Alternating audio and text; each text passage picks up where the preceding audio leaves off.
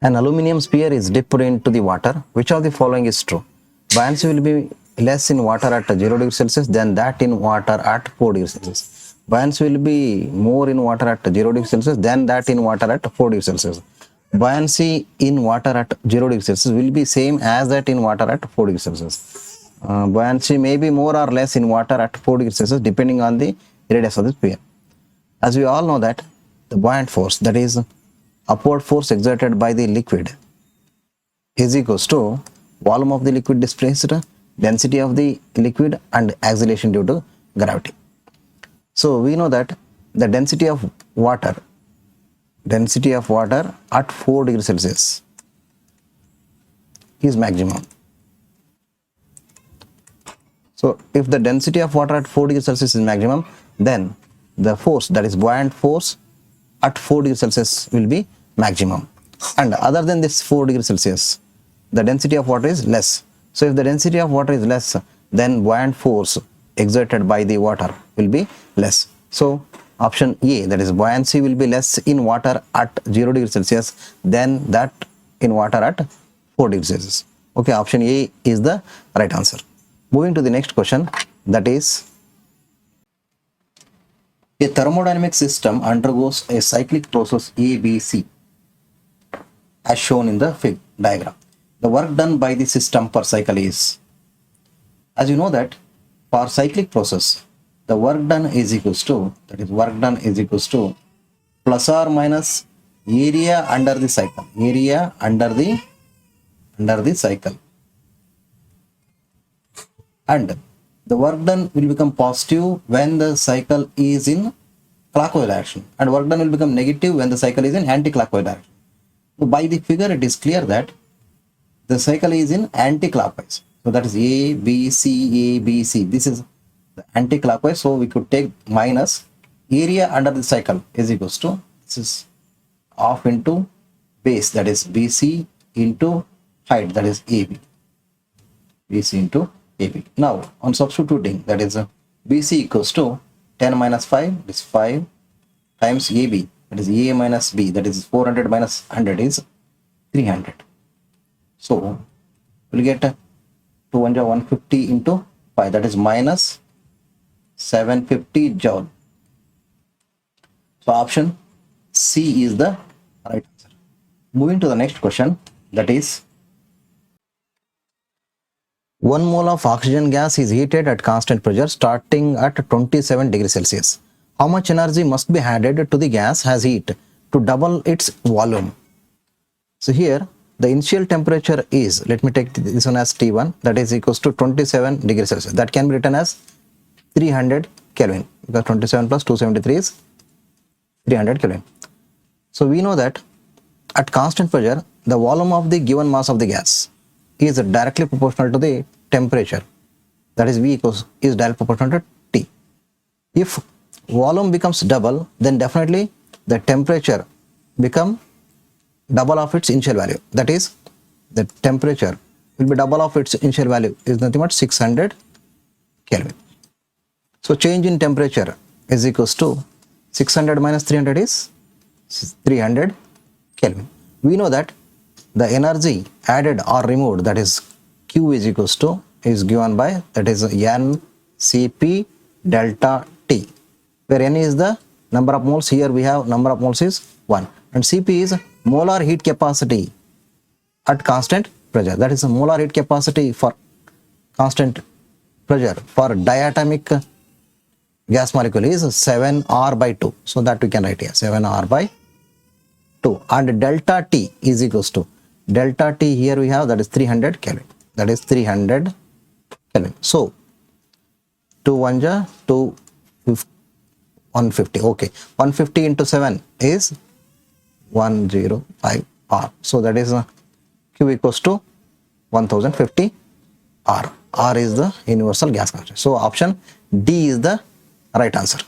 Moving to the next question, that is, a piston is performing simple harmonic motion in the vertical direction with a frequency of 0.5 Hz. A block of 10 kg is placed on the piston. The maximum amplitude of the system such that the block remains in contact with the piston is.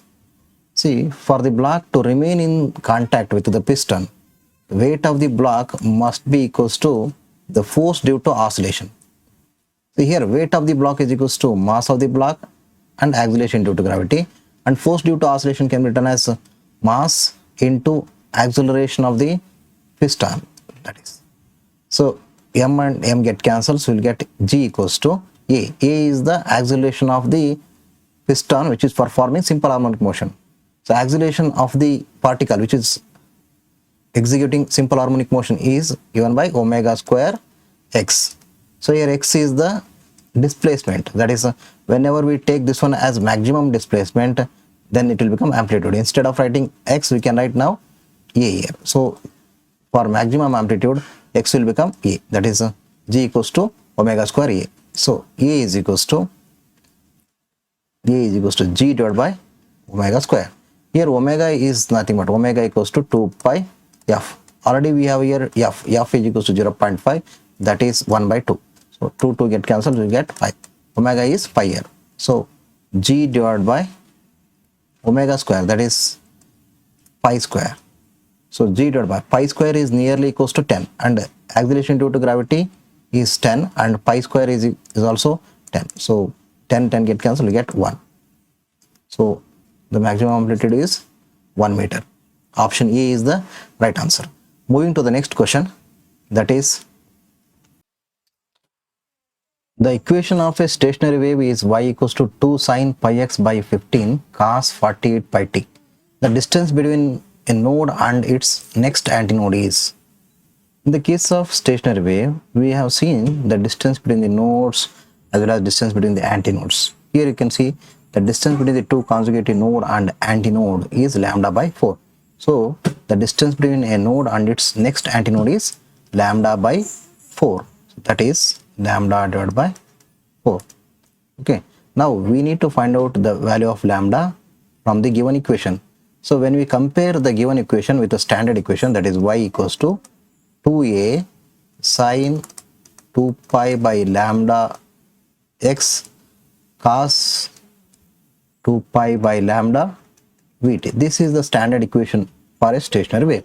When we compare these two equations, we can get the 2 pi by lambda is equals to pi by 15. Whenever we compare these two equations, we will get like this, that is 2 pi by lambda, that is 2 pi by lambda is equal, in place of 2 pi by lambda, we have pi by 15, that is pi divided by 15, that is pi and pi get cancelled, so we will get lambda is equals to 30.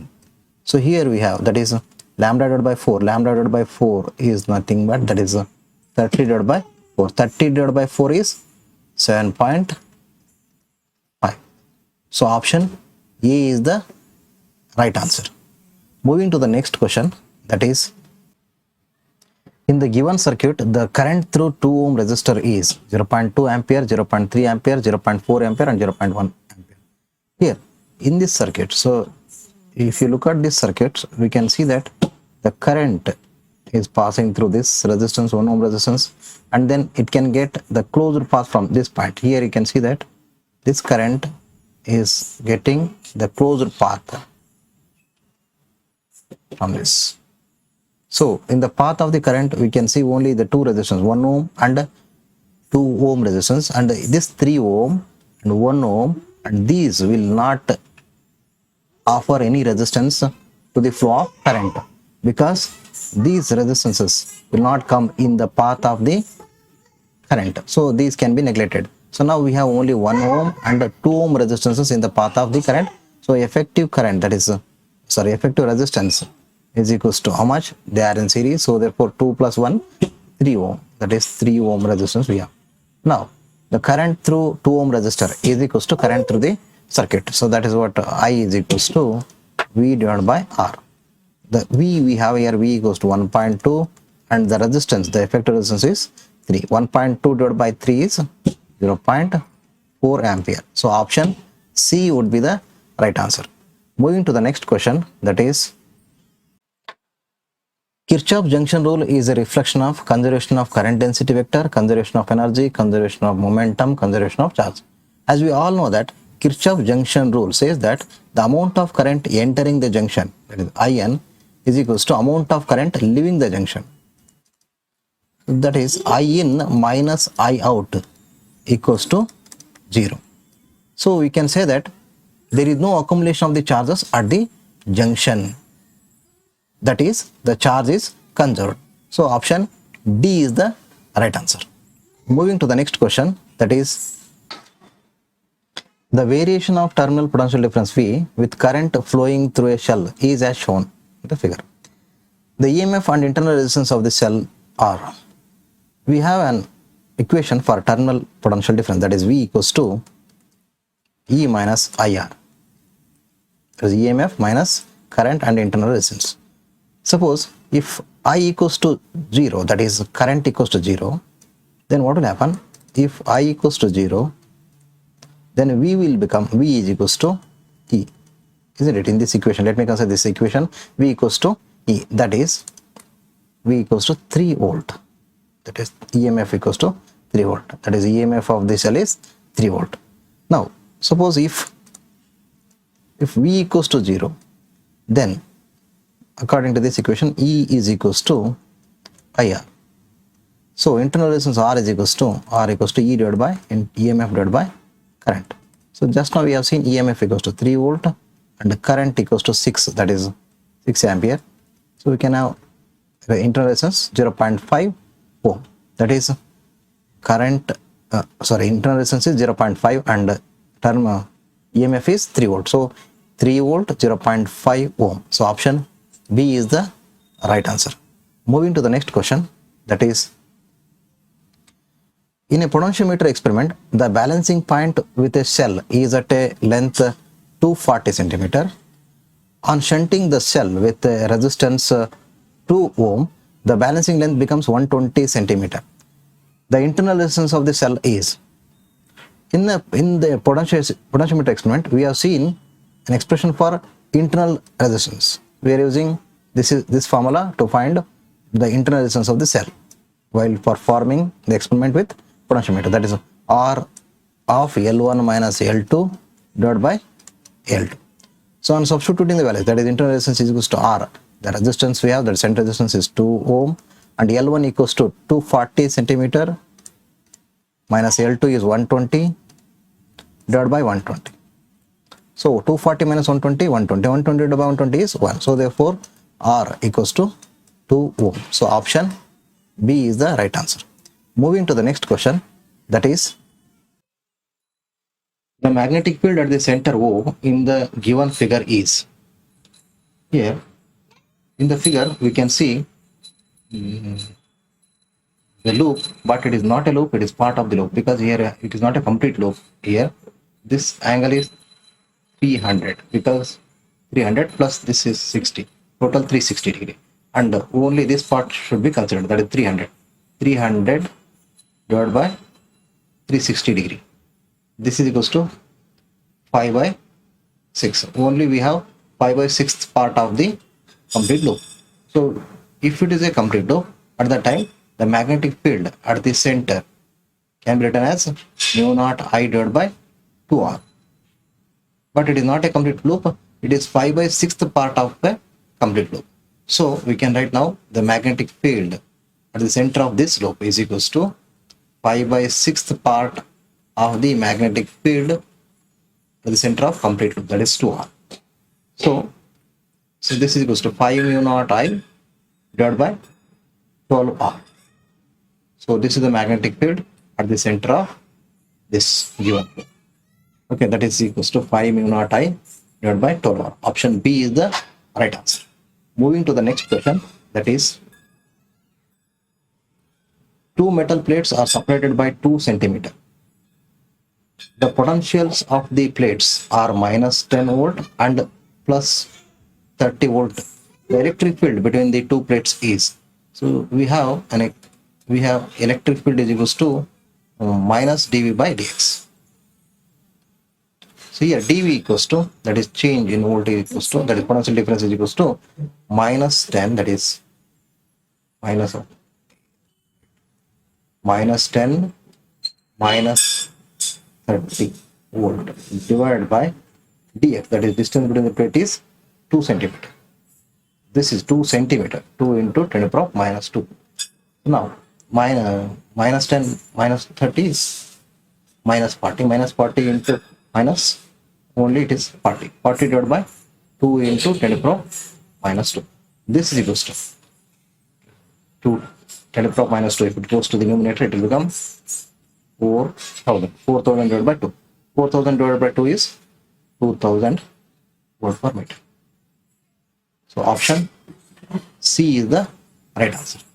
Moving to the next question, that is the equivalent capacitance between A and B is. By looking at this diagram, we can understand that 100 picofarad and 100 picofarad, these two are in series. So we have seen that CS is equals to C1 plus C2 divided by C1 plus C2. So the effective capacitance of these two capacitors is equals to, that is 100 into 100 divided by 100 plus 100, 200. This is equals to 100 divided by 2 is 50 picofarad. So that is the combination of these two gives us the effective capacitance 50 picofarad. Then this circuit will become like this, that is equivalent to this one. This is becoming 50 picofarad. Now look at this 50 picofarad and this 50 picofarad are in parallel. If they are in parallel, at the time we have a formula, that is Cp equals to C1 plus C2. We can add them, that is 50 picofarad, 50 picofarad. These two are, if we add these two, we'll get 100 picofarad. Then equivalent capacitance will become like this now, that is 50 50 100 picofarad. Now these two, that is 100 picofarad and 50 picofarad, are in series. So like this, that is A and B. This is 100 picofarad and this is 50 picofarad. These two are in series now. So if they are in series, we can make use of this formula, that is C1 C2 divided by C1 plus C2. C1 is 100 into 50 divided by 100 plus 50 is 150. This is equals to 5 1 ja, 5 3 ja, that is 100 divided by 3. 100 divided by 3 picofarad is the effective capacitance. So option B is the right answer. Moving to the next question, that is a capacitor of capacitance C charged by an amount Q is connected in parallel with uncharged capacitor of capacitance 2C. The final charges on the capacitors are, here two capacitors are there. Let me consider C1 and C2, and these two are connected in parallel. The capacitance of the first capacitor is C and second capacitance of the second capacitor is 2C, and which are connected in parallel, and this C1 is charged by an amount Q. So whenever we connect two capacitors in parallel, both will attain the common potential, that is given by, that is common potential is equals to total charge divided by total potential. Total charge is how much here? Total charge, that is Q, and this is uncharged and this is Q. So total charge is only Q, and total capacitance is C. Capacitance of the first capacitor C, capacitance of the second capacitor 2C. C plus 2C is 3C. This is the common potential, okay, attained by these two capacitors. Now the charge on the first capacitor, that is Q1, is equals to C1 common potential, we can write like this. So here, as we have seen that C1 is equals to C and VC equals to Q divided by 3C. So CC get cancelled, we get Q divided by 3. The Q1 is equals to Q by 3. Q1 is equals to Q by 3. Now, so let's have a look on Q2, that is Q2 equals to C2 VC. See here, C2 equals to how much? C2 equals to 2C, and VC, as we know that Q by 3C, and CC get cancelled, so we'll get 2Q divided by 3. So Q1 is Q by 3, Q2 is 2Q by 3. In the options, if you see, that is option C, that is Q by 3 and 2Q by 3. So option C is the right answer for this question. Okay, let me move to the next question, that is, though the electron drift velocity is small and the electron charge is very small, a conductor can carry an appreciably large current because electron number density is very large, drift velocity of the electron is very large, electron number density depends on temperature, reaction time is small. So as we know that the current through the conductor is given by, or you can write current in terms of drift velocity, that is NEAVD. Okay, as we know that this electron, charge on electron, if you write the order of magnitude of charge on electron is 10 to the power minus 19. This is very, very small. And drift velocity is also very small, that is of about millimeter, that is 10 to the power minus 3. That is the order of magnitude of electron, charge on electron is 10 to the power minus 19. The drift velocity is, that is the order of magnitude of the drift velocity, 10 to the power minus 3 meter. Okay, this is very, very small, even though we are getting a current because of this, that is N. So the electron density is very, very large. So it is approximately equals to 10 to the power 29 per cubic meter per unit volume. 10 to the power 29 cubic meter per unit volume. So that is why there will be current in the conductor. So option electron number density is very large. Option A is the right answer. Okay, moving to the next question, that is masses of 3 wires of copper are in the ratio 1:3:5 and their lengths are in the ratio 5:3:1. The ratio of their electrical resistance is, so let me write here the masses of the 3 copper wires. Let me take M1 is to M2 is to M3. Here we have M1 is to M2 is to M3 is 1:3:5. And their lengths, let me consider L1 is to L2 is to L3. This equals to 5:3:1. Now ratio of their electrical resistance, we know that the electrical resistance is equals to resistivity, length of the conductor divided by area of cross section. So now we can write area of cross section in terms of density, that is rho L divided by the area can be written as volume divided by L. So this will become now, that is rho L square divided by volume. This volume can be written as, because we know that the density, that is density is equals to mass by volume. So volume equals to mass divided by density. So we can write now rho L square divided by mass by density. So this is equals to rho, this D will go to the numerator, that is rho D L square divided by M.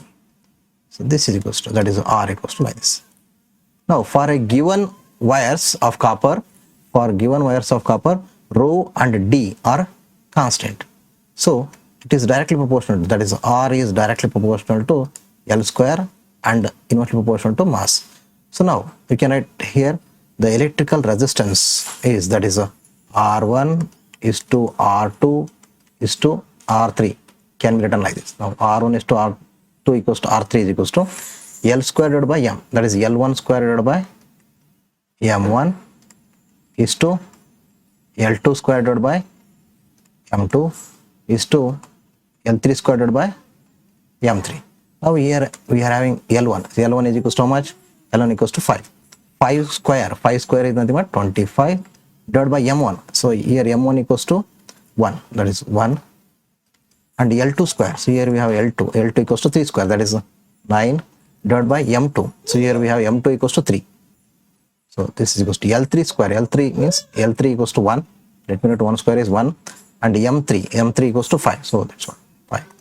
Now this is equals to 25 is to 3 is to 1 by 5.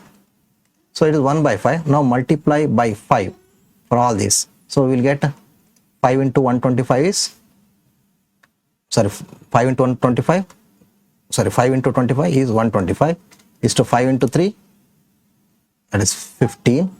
So 5 by 5, it is 1. So therefore the ratio of the electrical resistances would be 125 is to 15 is to 1. That is option D is the right answer. Moving to the next question, that is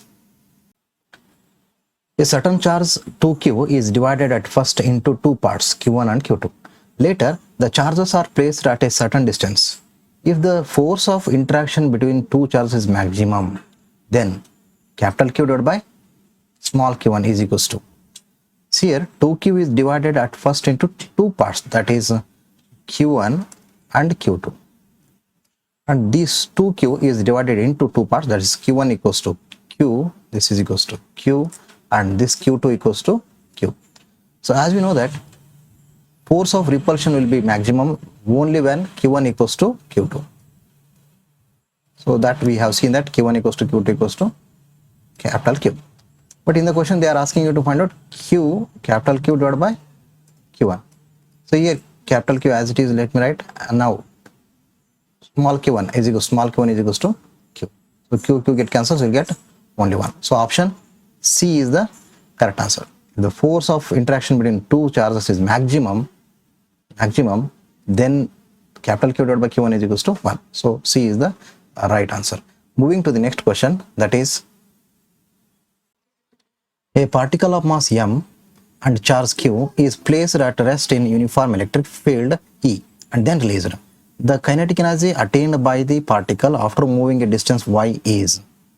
See, whenever the charge is released, at the time the velocity attained by the charged particle, that is v square is equals to u square plus 2a, the distance is y. This we can use. Now v square is equals to, so initial velocity is 0, so we can write directly this is 2ay. As you know that the force experienced by the charged particle is equals to E into Q whenever it is in the electric field, EQ. Now, so this force can be written as mass into acceleration, that is EQ, and the acceleration is equals to EQ divided by m. Now in this formula we can write v square is equals to 2, a is nothing but EQ divided by my. This is v square. But we have kinetic energy, that is kinetic energy is given by, that is kinetic energy is equals to half m v square. So here half m and v square just now we got, that is 2 EQ divided by m into y. This m and m get cancelled, 2 get cancelled, so we'll get EQ into y. So or else we can write Q E Y. So option C is the right answer, that is Q E Y. So C. Let me move to the next question, that is, an electric dipole is kept in a non-uniform electric field. It generally experiences. As we all know that an electric dipole which is placed in the uniform electric field will experience only torque but not force. That is, the net force experienced by the dipole in the uniform electric field will be 0, but it will experience a torque. But here an electric dipole is placed in non-uniform electric field. In non-uniform electric field will experience a torque as well as net force of attraction. So option A would be the right answer. So it will experience both force as well as torque in the non-uniform electric field. So option A is the right answer. Moving to the next question, that is, the figure gives the electric potential V as a function of distance through 4 regions on x-axis. Which of the following is true for the magnitude of the electric field E in these regions? Here, as we know that the electric field is equals to minus dV by dx. Because here again in terms of V they have taken along y-axis and here x is along x-axis. Now this is distance.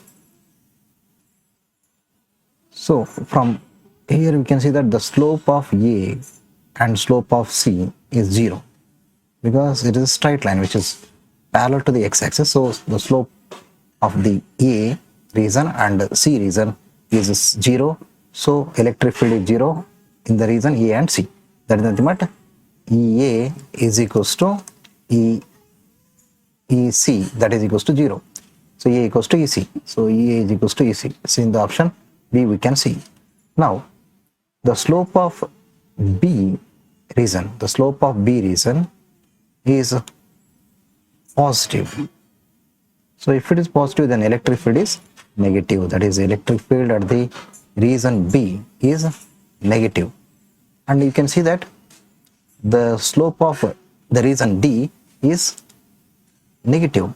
If it is negative, then inverse of that one is positive. So therefore electric field at the D region is positive. That is, this is positive and this is negative.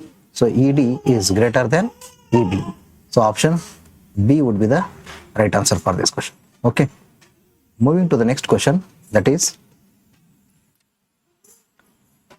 a system of two charges separated by a certain distance apart stores electrical potential energy. If the distance between them is increased, the potential energy of the system is. So potential energy of the system is given by, that is, potential energy of the system of two charges is equals to 1 by 4 pi epsilon naught Q1 Q2 divided by R. This is the potential energy of system of 2-point charges. See, whenever the distance increases, the potential energy decreases. Distance between them is increased, the potential energy of the system decreases. Not only that, this factor depends on the nature of these two charges. That is, if Q1 and Q2 both are positive, then if R increases, the potential energy decreases. If one is positive, another one is negative, then what will happen? This will become negative. So as R increases, it would increase. So there is a chance of increase as well as decrease. It is depending on polarity of the charges. So option C would be the right answer. May increase or decrease because of the polarity of the charges. It may increase or it may decrease. But if these polarities are same, that is negative negative or positive positive, then the potential energy must decrease when the distance increases. So option C is the right answer. May increase or decrease for this question. Thank you for all. Thanks for watching.